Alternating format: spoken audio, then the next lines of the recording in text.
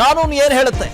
302, 201 ಹೀಗೆ ಬೇರೆ ಬೇರೆ ಸೆಕ್ಷನ್ಗಳನ್ನು ಹಾಕಿದಾರಲ್ಲ. ಈಗ ಸಿಕ್ಕಿರೋ ಸಾಕ್ಷ್ಯಗಳು ಸಾಕಾಗ್ತವ, ಸಫಿಶಿಯಂಟ್ ಆಗಿದಾವ? ಇದರ ಬಗ್ಗೆ ನನ್ನ ಎಕ್ಸ್ಪರ್ಟ್ಗಳ ಜೊತೆನೇ ಮಾತಾಡ್ತೀನಿ. ಪ್ರಶಾಂತ್ ಮಿತ್ತಲ್ ಅವರು ಇದ್ದಾರೆ, ಹೈಕೋರ್ಟ್ನ ವಕೀಲರು. 302 ಅಟ್ರಾಕ್ಟ್ ಆಗಬೇಕು ಅಂದ್ರೆ there should be an intention, there should be knowledge, there should be motive. ಇದು ದರ್ಶನ್ದು ಇದು death penalty rarest of the rare case ಬರಲ್ಲ. ಯಾಕೆಂತಂದ್ರೆ ನೋಡಿ, ಇವ್ರನ್ನ ಸಾಯಿಸಬೇಕು ಅನ್ನೋ ಇಂಟೆನ್ಷನ್ ಇಲ್ಲ. ಸಾಯಿಸಬೇಕು ಅನ್ನೋ ಇಂಟೆನ್ಷನ್ ಇದ್ರೆ ಅಲ್ಲೇ 4 ಜನ ಕಳಿಸಿ ಸುಪಾರಿ ಕೊಟ್ಟು ಚಿತ್ರದುರ್ಗದಲ್ಲೇ ಮಾಡಿರೋರು. ಅದಕ್ಕೇನೆ ಇದು 302 ಅಟ್ರಾಕ್ಟ್ ಆಗಲ್ಲ ನನ್ನ ಪ್ರಕಾರ. ಎವಿಡೆನ್ಸ್ ಆಕ್ಟ್ 25, 26, 27 ನೋಡಿ.